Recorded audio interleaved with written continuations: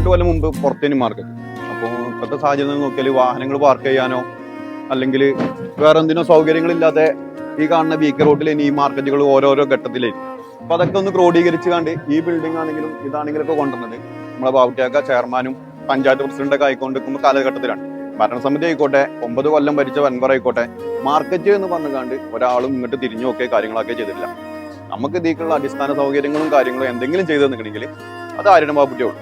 നമുക്കിപ്പോൾ എന്ത് വേണമെങ്കിലും കയറി ചെല്ലാൻ പറ്റുന്നത് ആര്യടൻ ബാബുട്ടിന്റെ വീട്ടിലാണ്. പ്രശ്നങ്ങൾ നമ്മൾ പറയുമ്പോൾ പരിഹരിക്കണം. അത് നമുക്ക് പരിഹരിക്കും എന്നുള്ള വിശ്വാസം നമുക്ക് ബാബുട്ടിക്കേ ഉള്ളൂ.